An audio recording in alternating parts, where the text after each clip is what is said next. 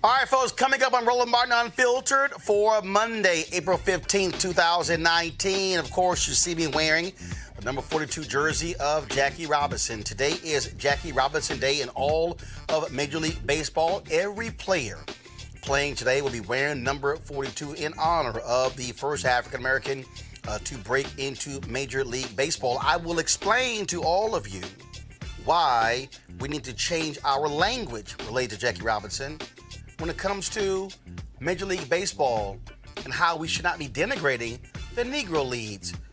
Wait until I explain that on today's show. Also, folks, looking forward to 2020 campaign. Donald Trump brings out the hated anti-Muslim playbook and bashes the freshman congresswoman from Minnesota, Ilhan Omar, a Muslim woman, a member of the Congressional Black Caucus, and of course, he doesn't care if she gets death threats. We'll unpack all of that. Now, Trump's attempts to discredit the courts in America is a typical move by a dictator.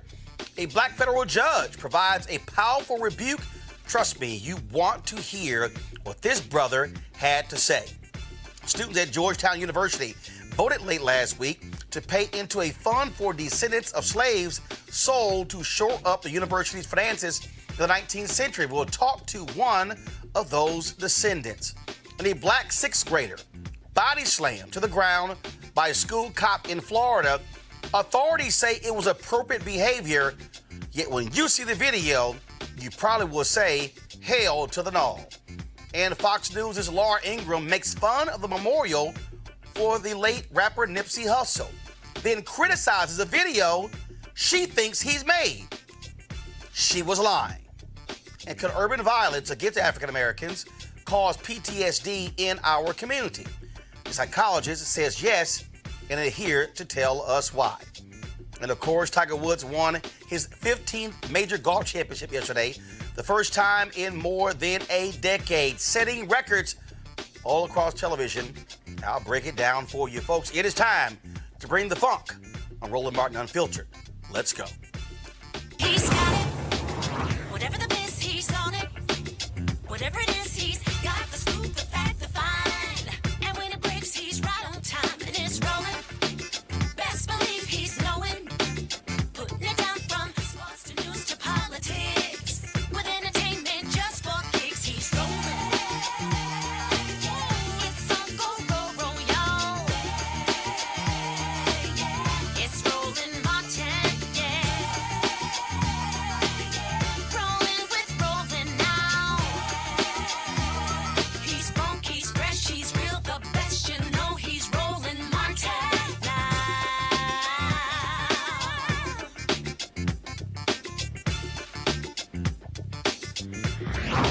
Martin. We need it.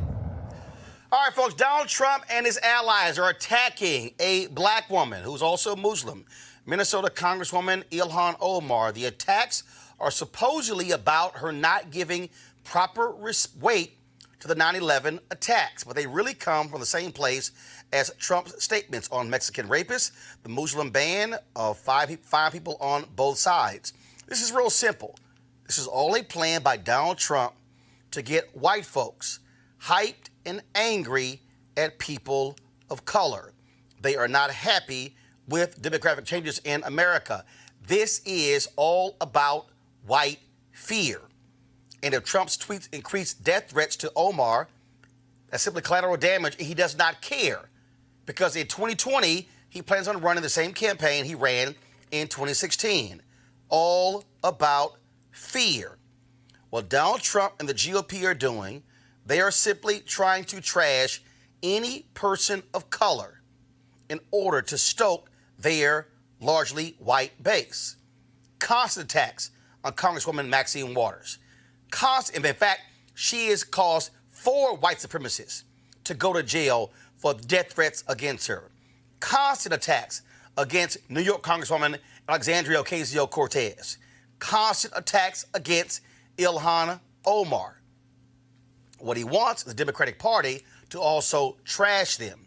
Some Democrats have been doing that, denouncing Omar. Others also denounce Trump. It plays right into his hands where he wants Democrats challenging one another and firing one another. A number of Democratic presidential candidates have come out in support of Omar, and many people say his actions are shameful. Nancy Pelosi, the Speaker of the House, she also said that she is looking at security procedures to ensure that Ilhan Omar, has the proper protection. She has, of course, condemned this as well. And so Donald Trump sent a video out, again, trying to link her to 9/11. I'm going to play it for a reason, because this is not about amplifying what Donald Trump did. What this is about is getting you to understand what is at play here. And what we have is at play is a man who will let me be clear, a man who will do anything and say anything in order to win. You need to understand what he is doing. The New York Post, their front page story on Omar. What did they do? They also, of course, tried to somehow suggest that she was trivializing 9/11.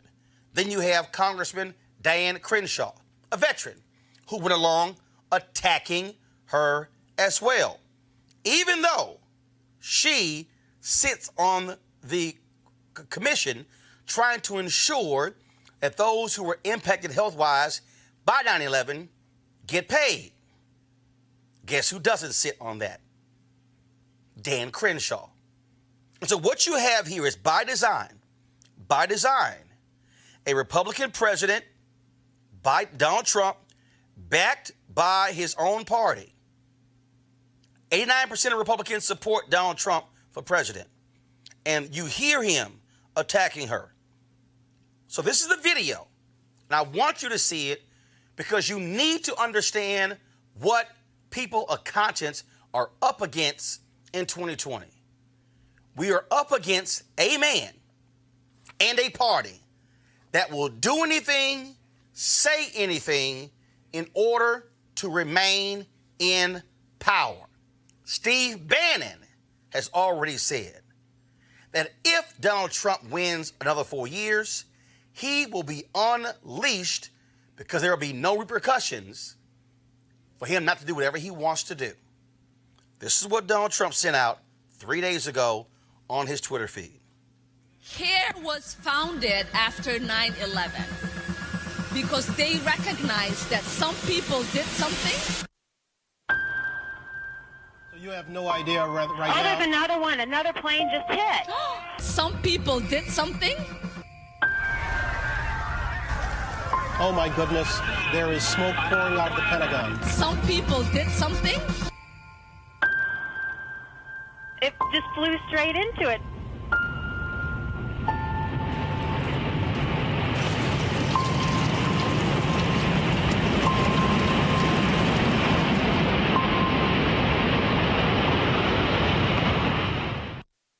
CARE was founded.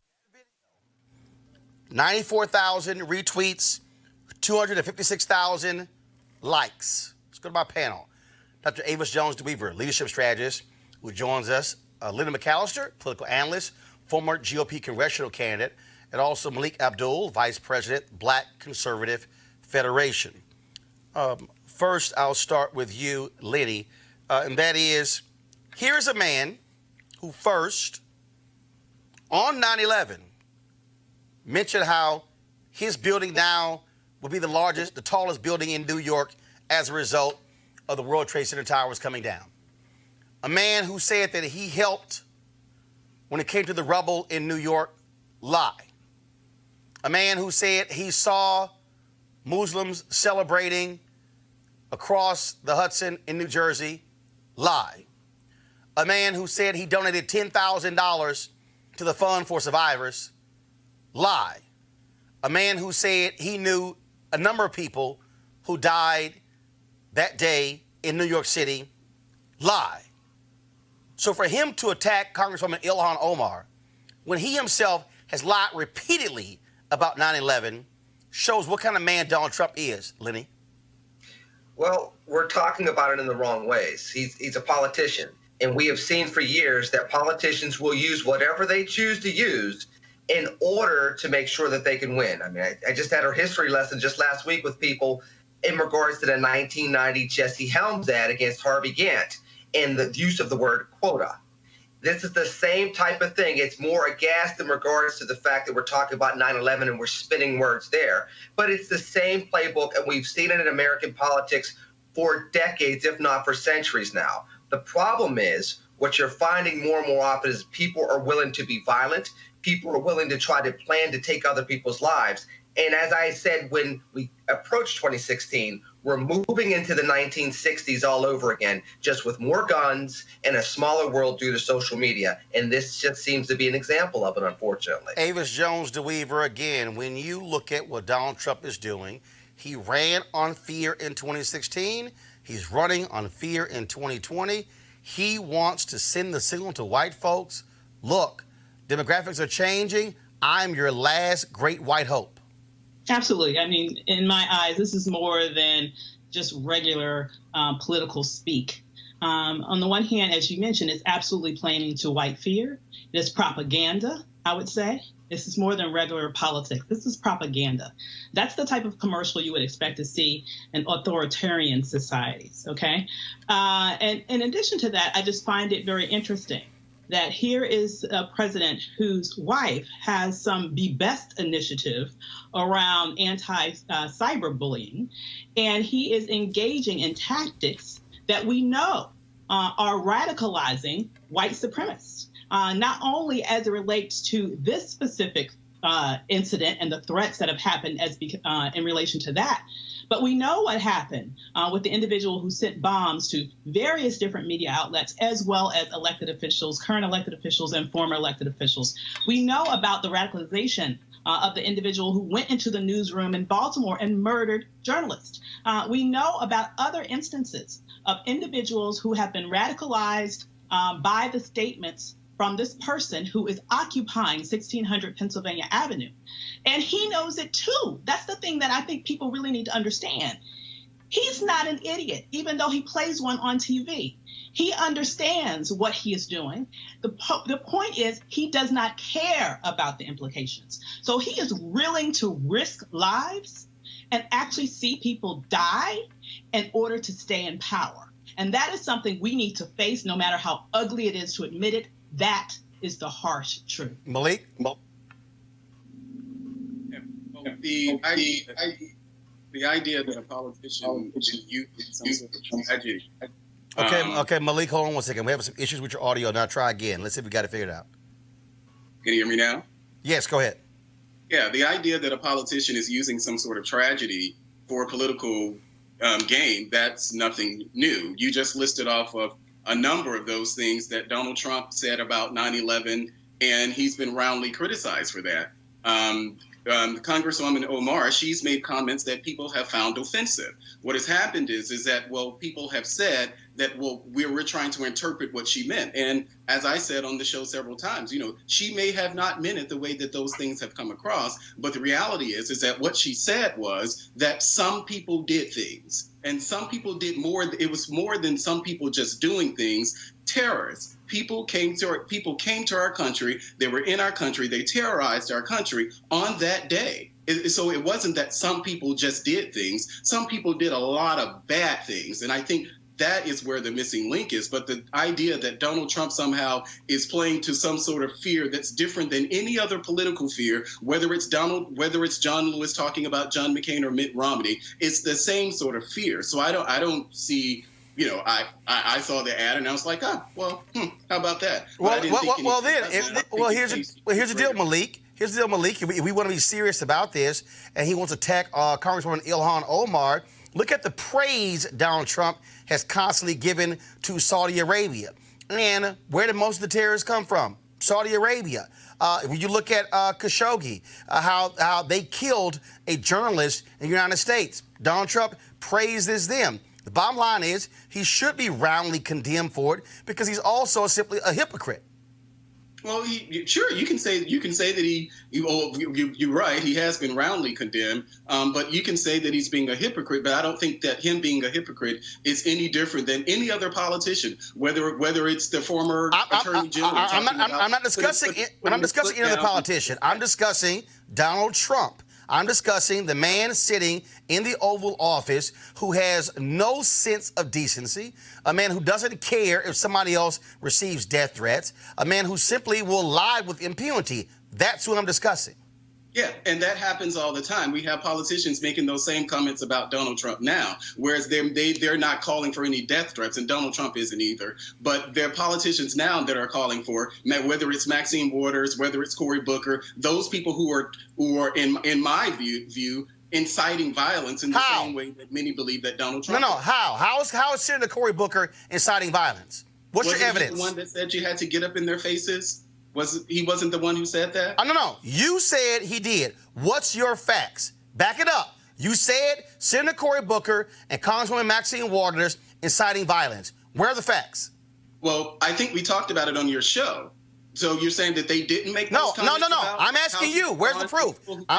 No. You're asking me to confirm something you said. Where's your proof? What did they say? Well, I don't have it right here. I can pull it up on my phone. Pull it. Okay, fine. No. No, pull your phone up. I'm going to go to Lenny. Lenny, your thoughts. Well, the bottom line is Donald Trump, ever since 2015, had no problem telling people, hey, if you just knock this guy out at my rally, I'll pay for your legal fees. You know, in my day, we would carry him out on a stretcher. This is something that's been part of his rhetoric, the bad boy, tough guy rhetoric, since he came down that escalator in 2015. This is nothing new. The difference is that as president of the United States, it puts a certain type of political blessing upon it that does oftentimes have the influence of making people go from rhetoric to action.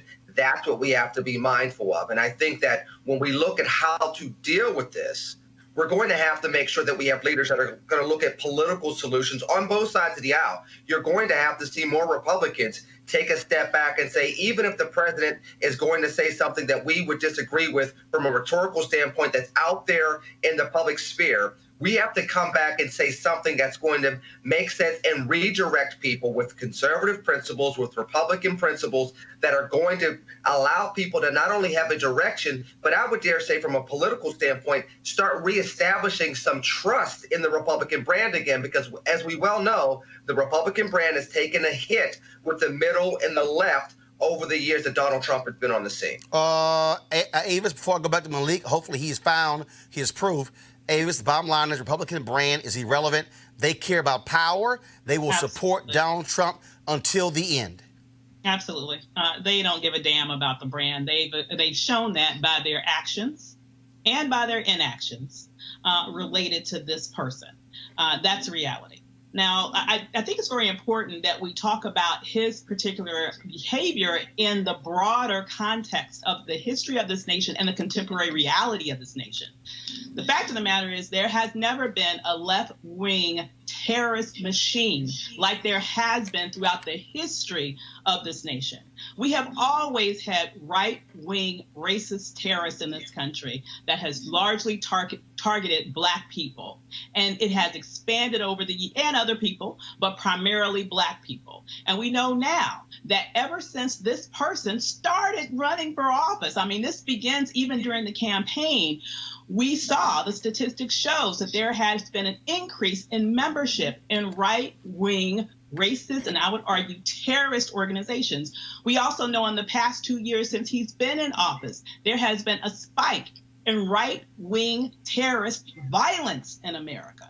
So you know, it's interesting to me how people are trying to make this argument that this is just another way that politicians on both sides rally their base. It is not the same. This is like the ultimate false equivalency.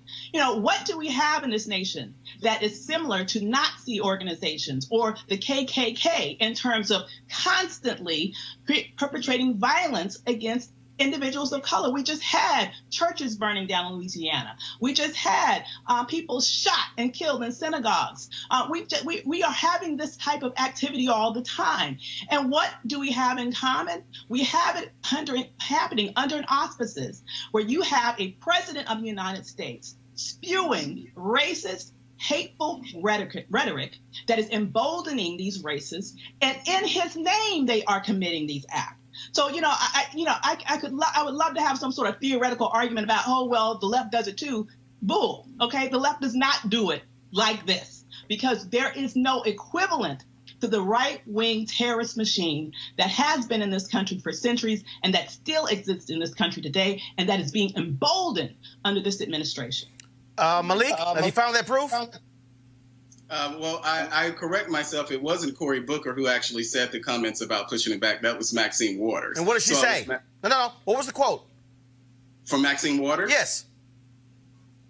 And if you see anybody from that cabinet in a restaurant, in a department store, at a gasoline station, you get out there and you create a crowd and you push back on them and you tell them that they're not welcome anymore. Hold up.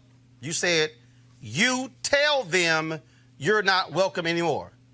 How is that inciting violence? Well, so if Donald Trump had said that, it wouldn't be inciting violence. No. Hold on. No, Malik. I want you to. Malik. Inciting violence said, go beat him up.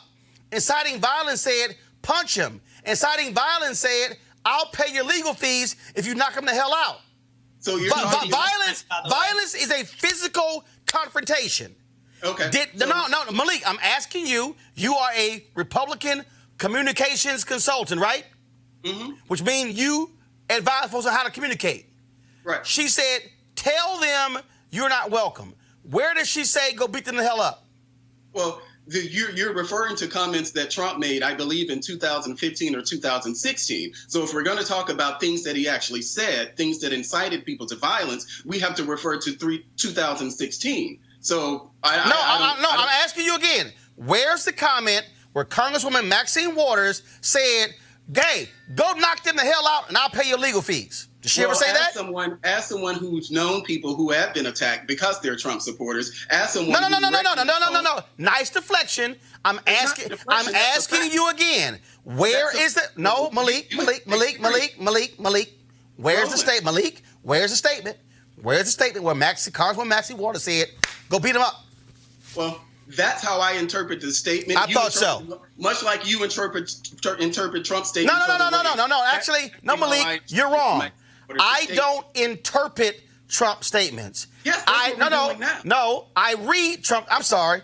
I'm sorry, Lenny. I'm sorry, Lenny. Because that's a convenient argument. Let me go to the other Republican. Lenny, didn't you previously say about 3 minutes ago that Trump said at his own rallies, beat him up, we used to knock him the hell out, I'll pay your legal fees? And to the larger point, this is the problem that the Republican brand has, is we have this intellectual dishonesty going on. The bottom line is this presidential candidate moving into winning the election. I'm not intellectually dishonest. Well, you're either that or you completely are ignoring. Hold on, one second. Lenny, go ahead. Then Malik respond. I have an opinion. Malik, let's just be honest. This is what Mr. Trump did say. And on top of that, you did see people attacked at his rally.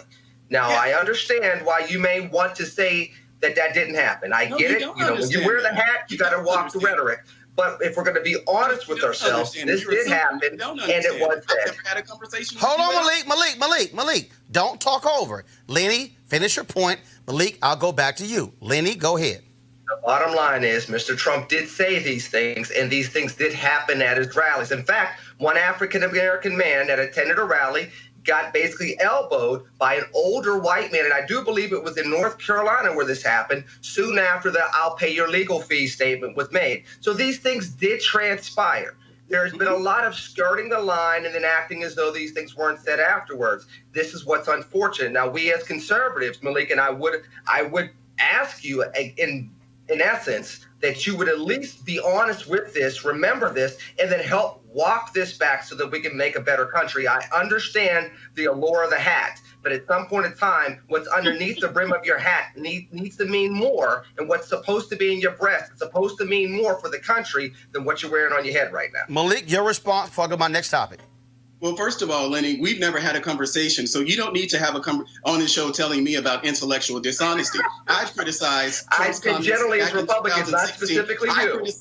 Well, now it's my time to talk. So I criticized Trump for those comments in 2016, 2017, 2018, and I can criticize them now. I can walk in true garments at the very same time. So I don't need you to tell me or make any comments about what you think is under my head. You don't get to make that decision for me. I've criticized Trump. I need you to go back and look at the previous shows that I've been on and rolling where they've actually made those type of comments. So you can have an opinion about what you think about me, but the facts are on my side. You don't know me. You haven't had a conversation with me. I'm listening to you, child of God. I'm listening to you. On the show, you need to actually go and check the facts and stop making assumptions based on things that you think. You don't know anything about me to make those type of comments. Well, here's what we do know. What we do know is Donald Trump is doing his best to change the federal court system. He is constantly attacking the federal judiciary.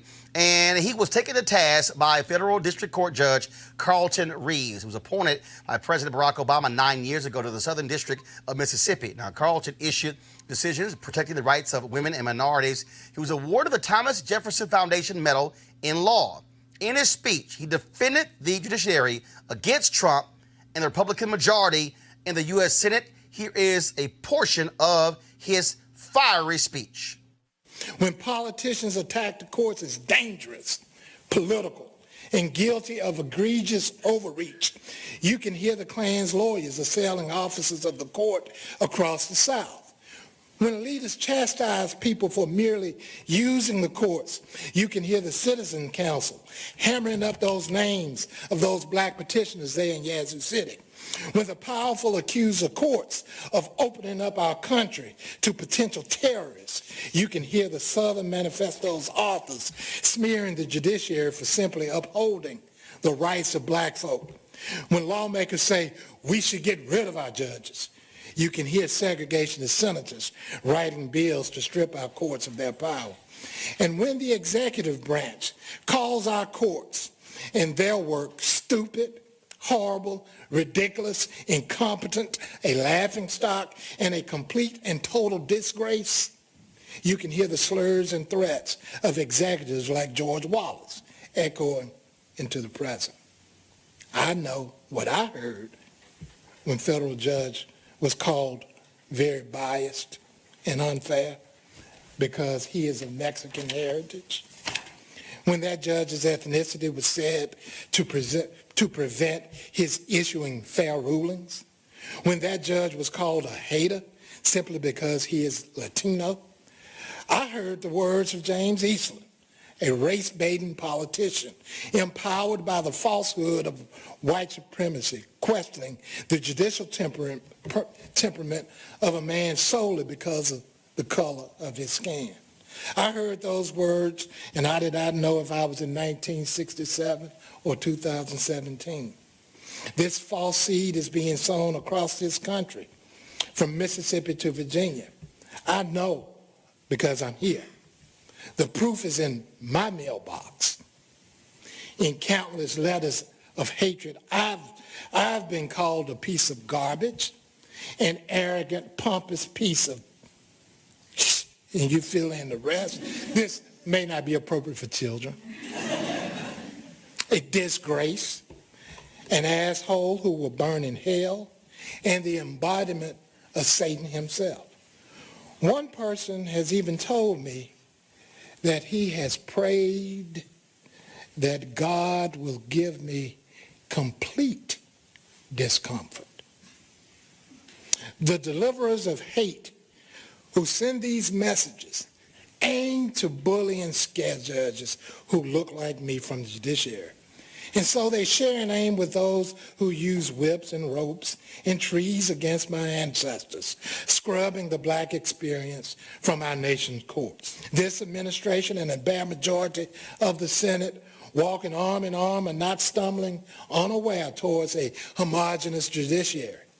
Think of the slurs against Judge Curiel. Think of the nominations to the bench of those who call diversity code for relaxed standards, who call transgender children part of Satan's plan, who defend the KKK in online message boards, who led voting suppression efforts for segregationists like Jesse Helms. Think of the pattern of judicial nominees refusing to admit, like every generation of nominees before them, that Brown versus Board was correctly decided.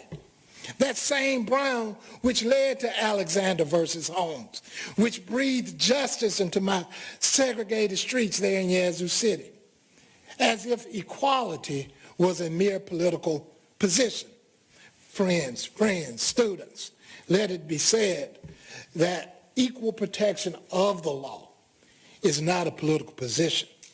It is enshrined in our Constitution. Oh, fever in the funk house, Avis.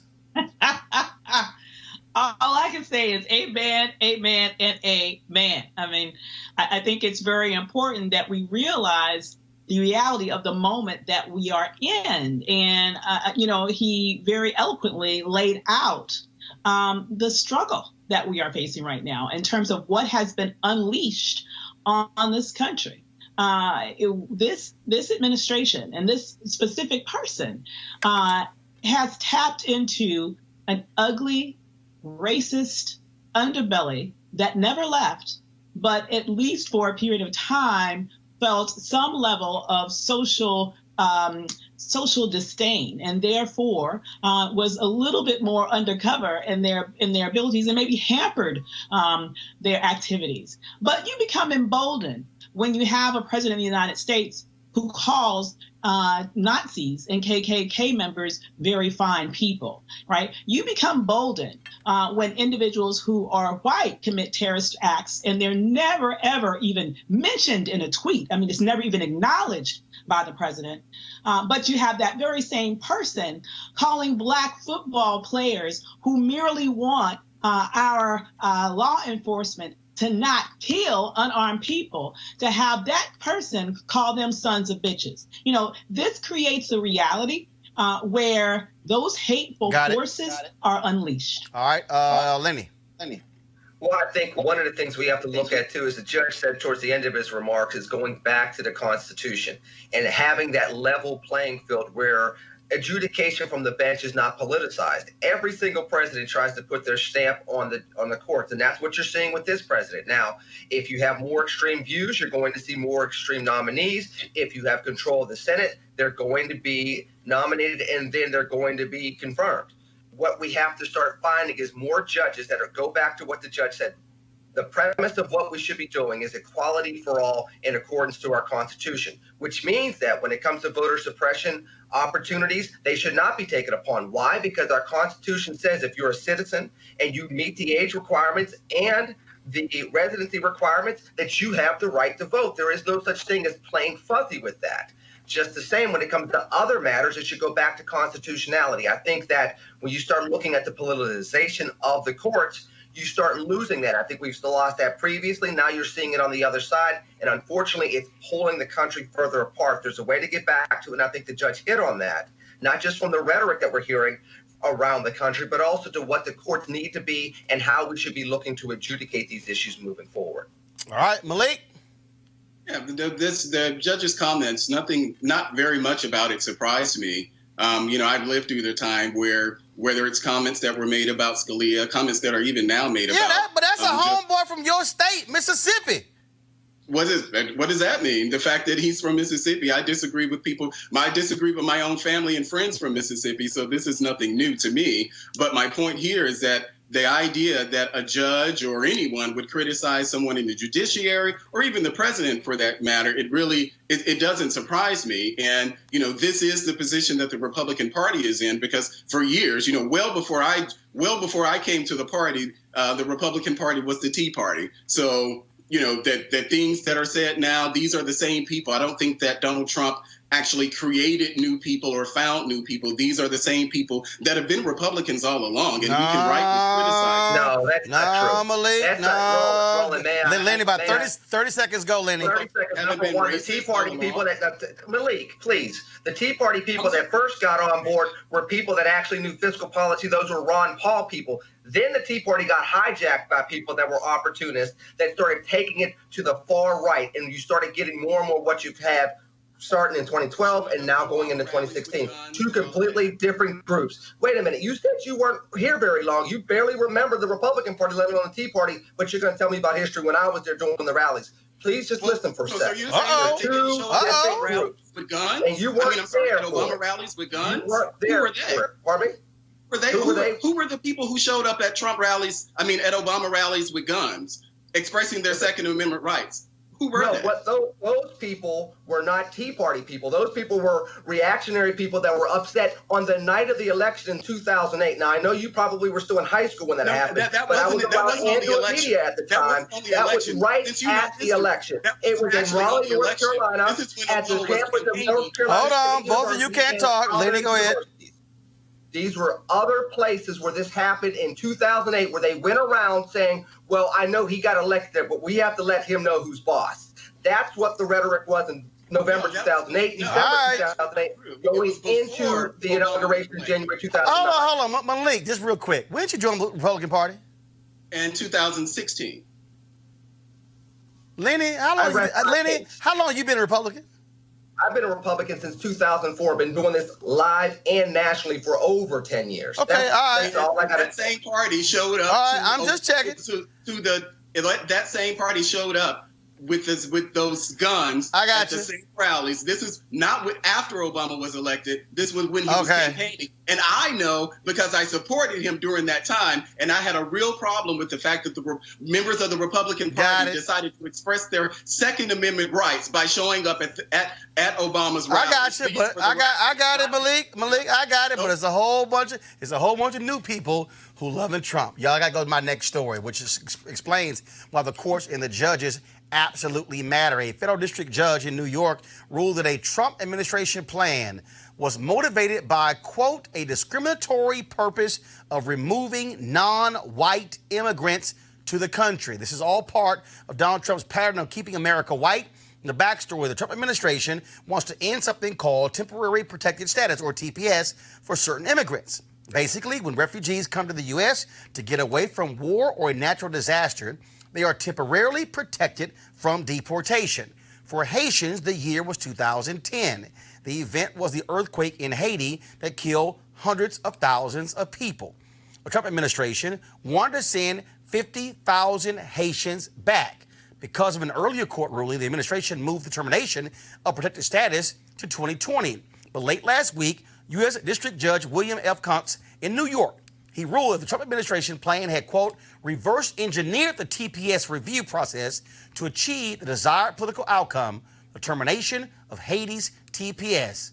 I keep telling y'all, this is about white fear of a changing America.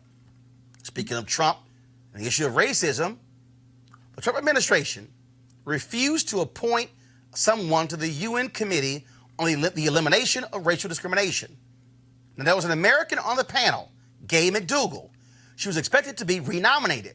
She had originally been nominated by President Obama. She had criticized Trump.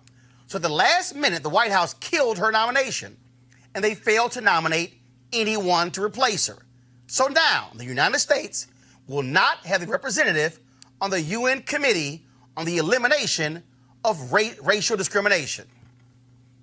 What a shock. What a shock. All right, folks, let's talk reparations. Students at Georgetown University here in D.C. overwhelmingly approved a plan to have every student pay a little more than $50 a year for the reparations to the nearly 4,000 descendants of 272 African slaves that Georgetown sold in 1838 to boost the university's finances. The referendum is not binding on the university, and so far, we do not know that Georgetown's administrators will agree to collect and disperse the money. Joining us now is one of the descendants of those 272 slaves, Sherilyn Branch, who is also the vice president of the GU 272 Descendants Association. So, Sherilyn, what do you make of these students, their decision? Well, obviously, this was a student referendum and has nothing to do with our organization per se, but I am thankful that students chose to do what students have always done, and it is abide by the truth on college campuses from the 1900s. And so we can clearly see that they've made a decision to provide $27.20, close to the $2.72 for the number of descendants. And I think it's important for us to understand and recognize that they had a right to vote and to have that referendum, irrespective of what the university might feel. This was a student-led referendum.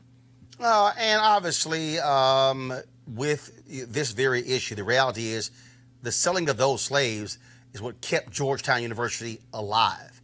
And of course, the decision was made to say that any descendants would allow it to be able to attend Georgetown, I believe, for free. What more should be done? Well, certainly the free part is not necessarily true. They are to be treated, if a student is able to get into Georgetown, they're to be treated the same as a relative of a person or a person who has already gone to Georgetown and their family. So it's a very different understanding from just being free. All right. So what are you asking for more? What else do you want to be done? Any other things that you're asking for? Well, of course, certainly we want the university to tell the truth. We want the university to atone for what it did to our ancestors. And it's not just Georgetown, obviously. There are many other universities who have had the same kind of slave past in order to build the university or to keep the university open. And in Georgetown's case, that money, $115,000 at the time, is what kept the university open. So we believe that because slaves built Georgetown University, it owes its past, its present, and its future to the lives of slaves who helped build the university and help keep it afloat. All right, Shirley, we certainly appreciate you, what you're doing, joining us on the show, and then we hope you can get all you want. Well, thank you. It's not just about us. It's about the story and the truth and racial healing and reconciliation regarding the slave past of these United States. All right. So we appreciate it. Thank you so very much. Folks, something that's born out of slavery, that is police departments. And a police resource officer in a middle school in St. Lucie County, Florida, was caught on tape slamming an 11-year-old sixth grader to the ground, a body slam. Now, school officials said the child was disruptive and violent and previously had been caught with a knife. Now, if you give the officer the benefit of the doubt and take all the victim shaming at face value, the question is, was this justified? Press play.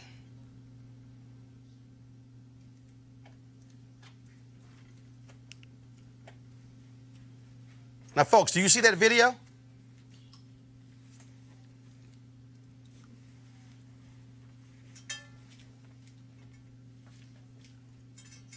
So here's the question.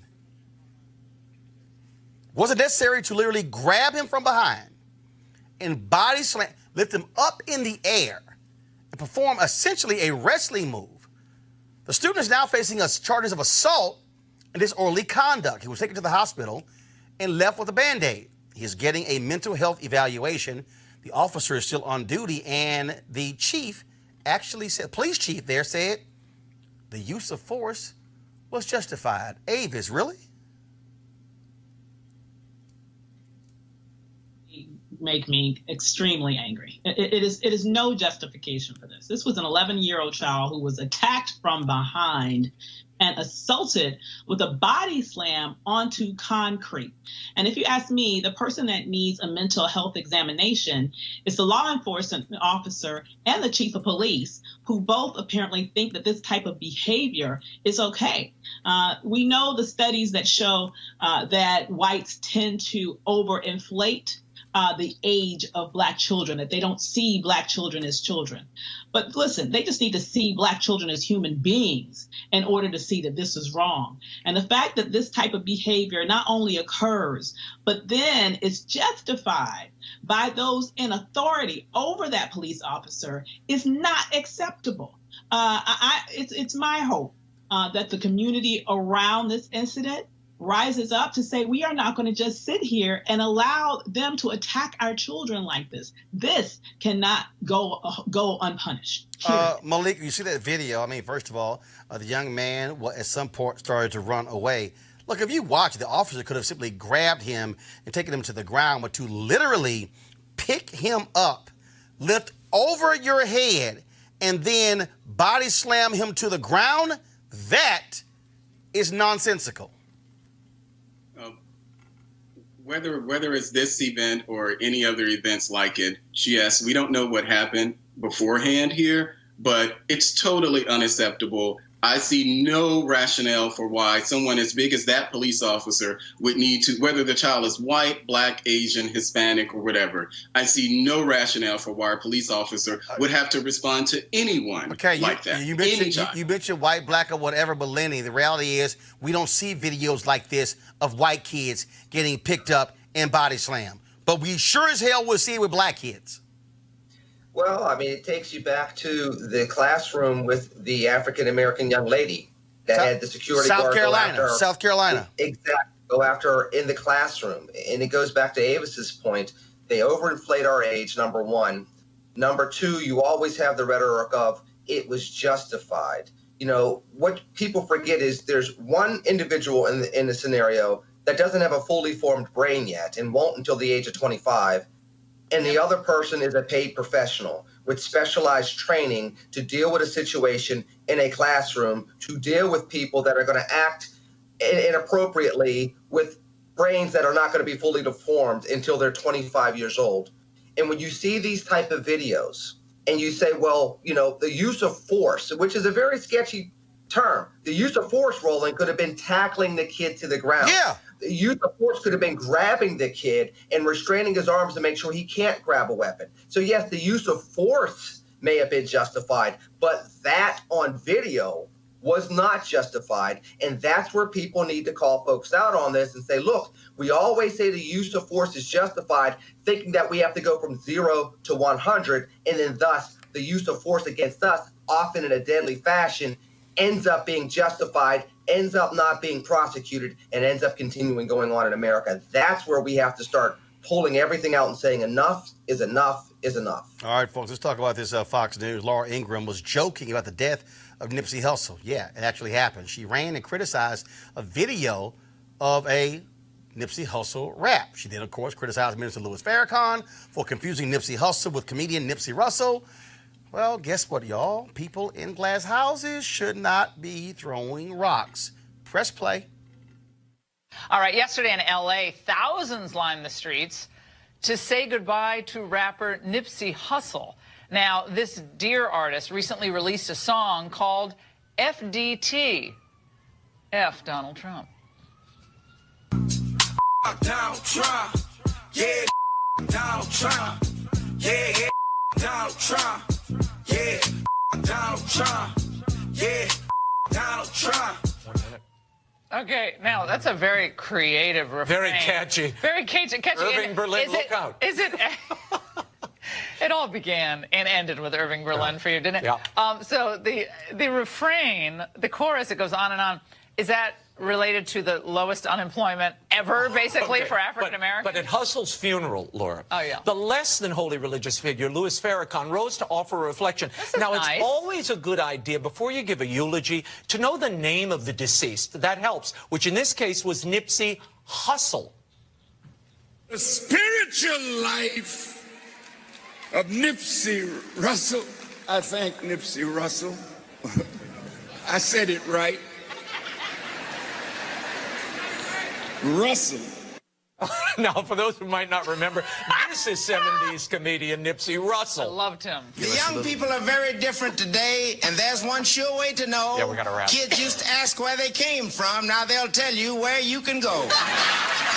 Oh, my God. Oh, my God. Was that a match game? It was match My game. grandmother loved that. Brett Match Summers, game. come on down. Wasn't he on Hollywood Squares and on The Love Boat? I have to say, after that, I love Nipsey Russell. Nipsey Hussle, may he rest in peace. God bless. Hey, Laura and the no-name white dude next to you. The problem with y'all, that video was not Nipsey Hussle. It was Compton rapper YG. Now, Nipsey Hussle was featured on it, but he wasn't even shown in the clip. Hey, Laura, next time, can you learn to Google? And also, there's a thing called song lyrics. It'll show you actually the name of the artist. So you might want to check that out. So again, to say that the video was Nipsey, well, you're actually wrong, but there's no shock there. There were thousands of people who turned out for Nipsey Hussle's funeral. Took place on Thursday at the Staples Center in Los Angeles. People are still reeling from his death. Rapper Myson held an event on Sunday dealing with the whole issue of black men losing their lives to violence. So the question then becomes, how do we deal with this? The death of Nipsey Hussle happens all across this nation where African Americans are shot and killed. You have kids who are going to school every single day who are dealing with the reality of violence in our community. Significant exposure to a level of violence that we frankly have not seen before. Does that mean that we are experiencing trauma, PTSD? And how do we deal with that? And how do we move forward? Well, clinical psychologist Dr. Nicole Alford joins us right now. Doc, how you doing? Well, how are you? Doing great. So many people, of course, have been just outpouring. Folks going by his store. They've been offering, of course, placing flowers and candles and things along those lines. And you see other artists and others, grown men who are crying as well. So how do we confront this and deal with it when we have people who, frankly, see this literally every day of their lives? Yeah, so I think we we do what we're doing at this point in time, which is to grieve collectively. I think that's the first step that we have to do. I think secondly, we have dialogues like we're having now. We open up the dialogue. And I think, frankly, we have to start understanding and being able to admit when we're not okay. And so when we have people like Chance the Rapper, and we have people like Taraji Henson, and we have people like Jennifer Lewis who come out with their stories of grief and trauma and depression and suicidality, that allows us to open up the conversation and to have a dialogue. But what about when you don't have a funeral at Staples Center? What about that nameless, faceless young brother or sister who is shot and killed, who is a student, and then you have kids who we expect to somehow go to school the next day and still learn and act as if essentially nothing ever happened. Yeah. I mean, look, others can take time off to grieve. If you're a student, you can't do that. And then in some places, they're dealing with multiple shootings, multiple deaths in a school year. So I think one of the, if there is any positive that can come from this, again, it's the opening of the dialogue. I think the one thing that the 2016 election taught all of us is that our vote is our voice, and our voice matters, and it counts. And so I think we mobilize as a community. I think that there not only is strength in numbers, but I think certainly when you are dealing with emotional issues and psychological trauma, grief, depression, one of the ways to help come out of that is to get out of yourself and to mobilize and to take some type of action, a positive action. And so we begin to mobilize as a community. We have these dialogues, right? And we begin to plan. I think that's how we start. Also, when we talk about this level of trauma, we also have to confront, I fundamentally believe, with what does happen to black men. The stories that we hear that the brother who allegedly shot and killed him, caught on videotape, felt that Nipsey was disrespecting him. And I was talking to a rapper last week, and he said, look, there's three things you don't say to a brother in the hood. You don't call him gay, you don't say he's a snitch, and you also don't question his manhood. He said that will set a guy off who can go from peace to wanting to kill you. Right. That speaks to, again, this something totally different that we have to confront, because killing somebody should not be the end result of a disagreement. So absolutely, you're right. So here's the thing. I think that when you are traumatized, I think when there is no safety, not outside of your community, and certainly not within your community, I think when you live in a war zone, you become angry, you become aggressive, you become hyper aroused and hyper vigilant, and there is no channel for those emotions. There is no outlet for that. And so again, I think as a community, we have to start having conversations, right? So we need to start having conversations about why there's so much violence in our community. That's a conversation that I believe we need to start having, right? We can't excuse that.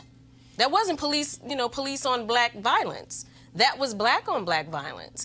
And so this type of a conversation absolutely will open up that dialogue. It will allow us to have that dialogue in a safer space, whereas maybe pre his death, we wouldn't be able to have it. We wouldn't be able to hear it. All right, real quick, where can people get some online resources to deal with this whole issue of trauma and PTSD? So people can, of course, go to my website at www.thegooddrnick.com. The National Alliance on Mental Illness, NAMI.org, has a wealth of resources, and so any one of those, they can find resources. All right, Dr. Alford, we appreciate it. Thanks a lot. Thank you. All right, folks, some breaking news here. Here we go to my iPad. Dr. William Barber just tweeted this. Breaking news, we won and God prevailed in Wake County District Court today. Judge overruled prohibition against entering the North Carolina General Assembly building. This overturns a 2-year restriction.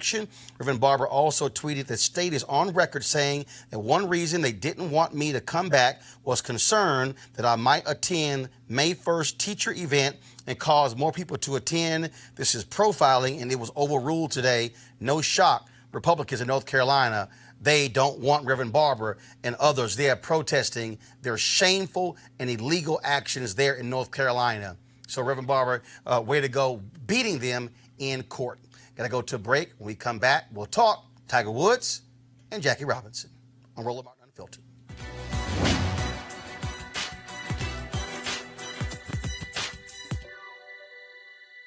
A life is not more important than others, except in the impact it has on other lives. American professional baseball player Jackie Robinson.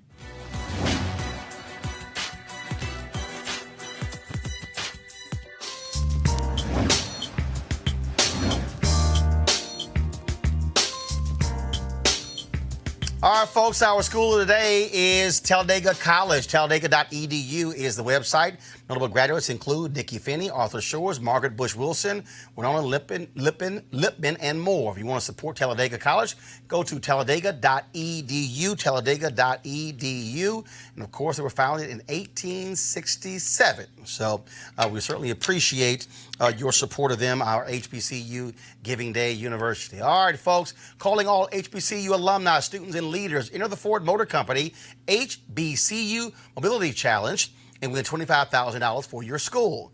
Building on their long-term support of HBCUs, Ford is looking to improve mobility in HBCU communities through innovative solutions. The winning program will receive a grant of up to $25,000 to implement the proposal. The deadline to apply has been extended to April 15th. That is today. So go to fgb.life for more information to apply. I'll say go to this website today. Don't wait. Tomorrow it's too late. So go to fgb.life for more info and to apply. And remember, Ford goes further in our community. All right, folks, yesterday, huge win for Tiger Woods, winning his 15th major golf championship. Amazing feat yesterday. Had not won in a very, very long time. He got his first win last year on the PGA Tour in several years, but winning his first major in more than a decade. Wow, a huge deal there. And I want to go to my panel real quick here. Lenny, I'll start with you. It's amazing. You got all the people on social media. Oh my goodness, you know, Tiger not black. He cheated on his wife. He played golf with Trump. But the reality is, people, whether you like him or not, or his personal life, he's still one of the greatest golfers in history, and people love a great story. I say this as a Pittsburgh Steelers fan. We go through the same thing with Tom Brady. You can say whatever you want about Tom Brady, but he's the greatest of all time at the quarterback position.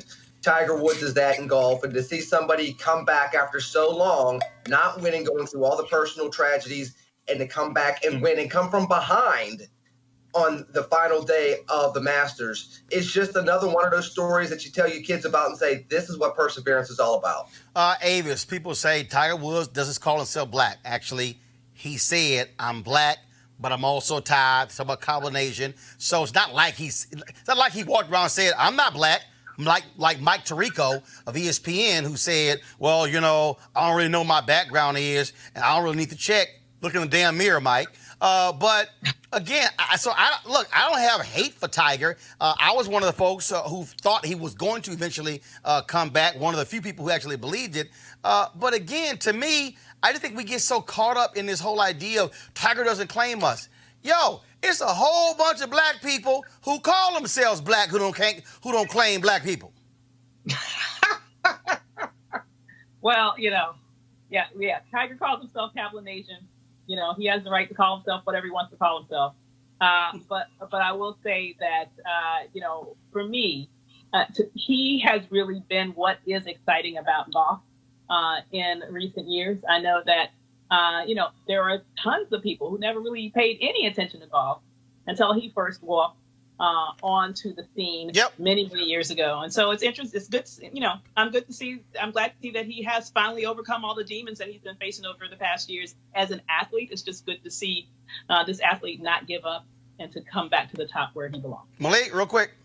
People have been saying this about Tiger for years now, so it's not surprising that they're saying it now. I'm extremely happy for him. I'm glad that he's doing it. I'm one of those who started watching golf because of Tiger, just like I started watching the tennis because of Serena and Venus. So, hey, I'm here for the Wakanda magic any and every day, whether it's Kablasian, whatever magic or not. Proud of it, brother.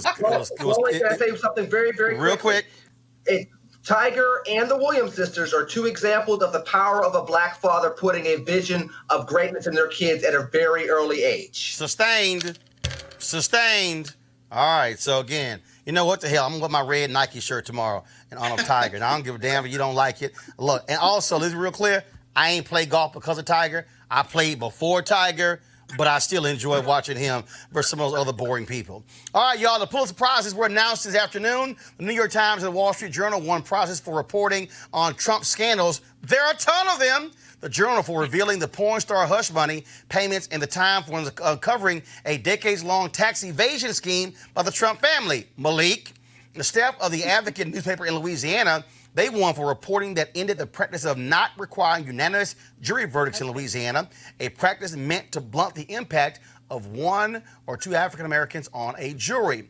Black winners include Brent Staples, an editorial writer for the New York Times for his work on racial justice. Darren Bale, the brother, won for editorial cartoons. He also writes and illustrates the comic strips Canterville and Rudy Park. Also, Jackie Sibley's Drury for her play Fairview, which examines race and privilege in America. Aretha Franklin got a special citation for her indelible contribution to American music and culture for more than 5 decades. 2 books about African Americans also won, a biography of Frederick Douglass and also The New Negro, The Life of Allen Locke, who was hailed as the architect of the Harlem Renaissance. So look at that. Black folks winning golf tournaments, tennis tournaments, and winning a hell of a lot more Pulitzer Prizes. All right, folks, today is April 15th. A lot of y'all know that's tax day, but it's also Jackie Robinson Day in Major League Baseball. All players across Major League Baseball today will wear the number 42. It is retired all across baseball. Only 2 people have had their numbers retired by an entire league. Number 99, Wayne Gretzky in the National Hockey League, and Jackie Robinson, number 42 in Major League Baseball. Now, here's what happens. Okay, first of all, you see me wearing the jersey. Oh, by the way, if you have a look, this is the back of my jersey. Y'all see number 42, no name. If you got a Jackie Robinson jersey with his name on it, wrong damn jersey. He never had his name on his jersey. Spike Lee said, get the real damn replica and don't get one with your name on it. And so you might be wondering why why I'm not wearing my Houston Astros 42. I appreciate the Astros sending me a number 42 jersey, but they put Martin on the back. I ain't wearing that. It's in the house, but I ain't wearing it. So I'm wearing the Jackie Robinson jersey. So here's the deal. Every year when we talk about Jackie Robinson on this day or any time else, folks always say, Jackie Robinson, first black Major League Baseball. Jackie, show what we can do. No. When we do that, we are denigrating the black ball players who were Major League ball players in the Negro Leagues. Now, Jackie Robinson was the first black player in the modern era. It's not as if black folks didn't have talent. Oh, we always had the talent to play in Major League Baseball, but it was the color of our skin that kept us out of Major League Baseball. What Major League Baseball meant wasn't that it was the professional of all professional leagues. What it meant was they had better stadiums, better travel, better pay, better field conditions, better lighting, better uniforms, because white folks control all the resources. Black folks were limited. Black folks were denied economic opportunities, denied the ability to actually use our talents. And so we as African Americans should always correct someone when they called it Major League Baseball. That was the name MLB. But whenever the Major League white baseball players played the Negro League players whooped their ass. Why? Because there was better talent on the Negro side than Major League white baseball. The reason that's important is because in our history, if we really want to be honest with ourselves, the job that white supremacy has done on black folks has been detrimental to our health. You just heard a doctor talk about trauma and PTSD. We have allowed white America to somehow say that when we cross over, it's better. It's the promised land. That's the real thing. If you worked for a black newspaper, that wasn't real. But if all of a sudden you went to the New York Times, now you made the big time. If you worked at a black cable network, oh, that's not real. Folks told me I didn't have a real show. But if you got a show on CNN or MSNBC, oh my goodness, you had a real TV show. Folks, that deals with us because that then causes us to somehow believe we need white validation in order for us to say we did something well. The reality is Jackie Robinson should have long been in Major League White Baseball. So should have Satchel Paige. So should have Josh Gibson and Willie Mays and Hank Aaron and so many others who had to go through the Negro Leagues because racist whites would not give them an opportunity to play the game they love. And so on this day, let it be the last time many of you ever call it Major League Baseball as if it was better than the Negro Leagues. It was not better than the Negro Leagues. I'll give you the last thing. In Texas, when you had integration, before integration, you had the UIL, University Interscholastic League. They govern all of sports. White schools in Texas. Black schools had what is called the PVIL, the Prairie View Interscholastic League. Here's what happened. When integration came along and they merged, they said, well, we're unsure of the record keeping of the PVIL. So the official records for Texas sports will be the UIL because we had more pristine records. So all of the athletic feats of these African Americans were washed away largely because of racism. And so my high school, Jack Yates, isn't given proper credit for the PVIL state championships they won. They only often talk about the UIL championships. Again, white validation. We can go down the line where we see this all across the country. And so if you have a son or daughter, if you have a niece or nephew, do never let them somehow believe that Jackie Robinson was not a major league ball player prior to Branch Rickey signing him with the New York Brooklyn Dodgers. It was Brooklyn Dodgers before they actually moved out to Los Angeles. Always let them know that Jackie Robinson and every Negro League player were indeed major league ball players, but they couldn't play in Major League White Baseball because of the color of their skin. I want to thank Avis, Lenny, and Malik for being on our panel today. I want to thank all of you for watching as well. Be sure to support Roland Martin Unfiltered by going to our Bring the Funk fan club. Every dollar that you give goes to support what we do. I also want you all to do this here. When I open this up, Henry, pull this up.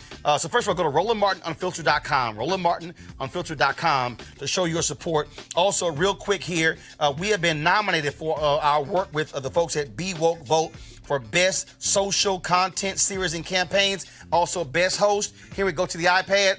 If y'all go to the Webby Awards, go to their website, you can vote. We got until April 18th. We're currently in first place.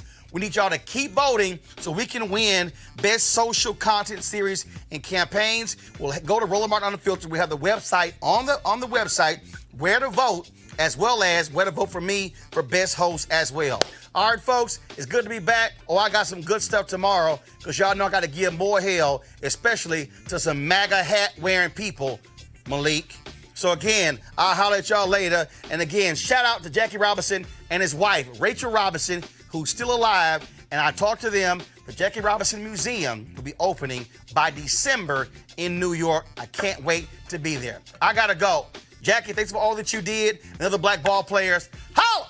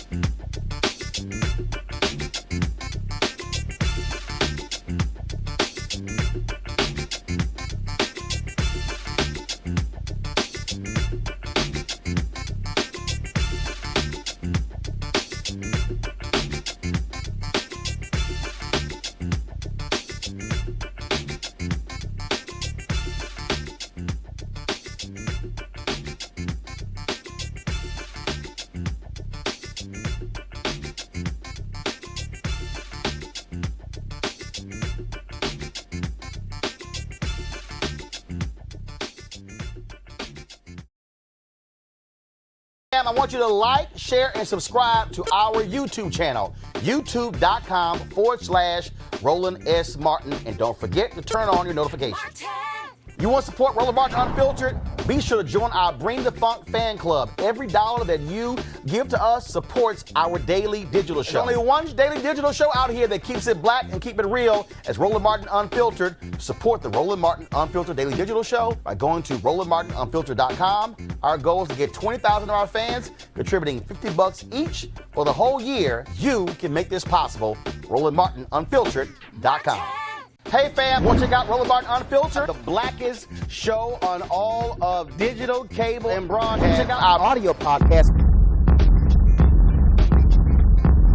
There's only one daily digital show out here that keeps it black and keep it real as Roland Martin Unfiltered. Press play.